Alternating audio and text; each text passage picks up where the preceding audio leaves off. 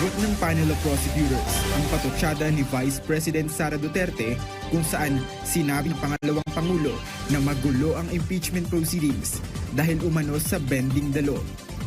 Ayon kay impeachment manager at spokesperson Robert Ace Barbers, hindi niya makita kung saan ang bend the law sa isinasagawang proseso ng impeachment. Kung tutuusin, dapat aniya si Vice President Sara Duterte ang magpatunay kung paano ginasta ang confidential funds sa pamamagitan ng ebidensyang hawak ng depensa. Sagot naman ni Attorney Jay Tolosa, ipinasura na ng Korte Suprema ang petisyon ng kampo ng bise kaugnay sa impeachment proceeding sa House Justice Committee.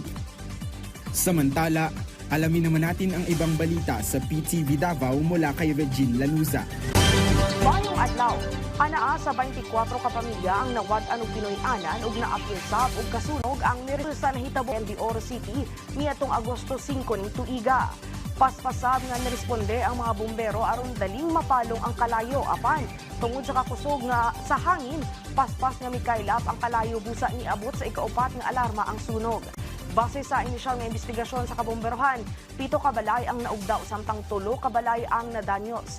Iba na ang moabot sa katin 9 million pesos ang kinatibuk ang danyo sa sunog. Din apil na niini ang kapin 8 million pesos nga kantidad sa fire truck nga naapil og kasunog. Sumala sa inisyal nga investigasyon, nagsugod ang kalayo sa ikaduhang andana sa usa ka building kung asa nahimutang ang usa ka medal o trophy making shop.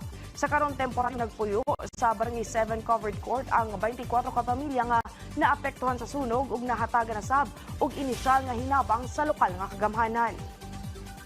Gipresenta sa National Bureau of Investigation Southeastern Mindanao Leader Office dinhi sa Davao City niadtong Agosto 4 ning tuiga ang usa ka individual nga nadakpan tungod sa giingong pagbaligya og mga smuggled cigarettes sa usa ka residential area sa Barangay Sasa, Davao City.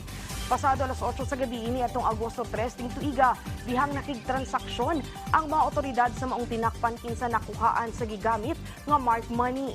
Sumala sa sertifikasyon sa Bureau of Customs Port of Davao, nakumpiska gikan sa dinakpan ang kapin 140 ka master cases sa mga sigarilyo nga nagkantidad og kapin 6 million pesos. Wala sabgi panganlan sa NBI 11 ang maong dinakpan kinsa miingon nga wala siya nasayod nga smuggled ang ginabaligya niya nga sigarilyo. Subay niini, nagpadayon karon ng investigasyon sa NBI 11 aron masayran kung kinsa ang tinuod nga tag-iya sa maong sigarilyo o kinsa pa ang ubang posibleng nalambigit sa maong illegal nga negosyo.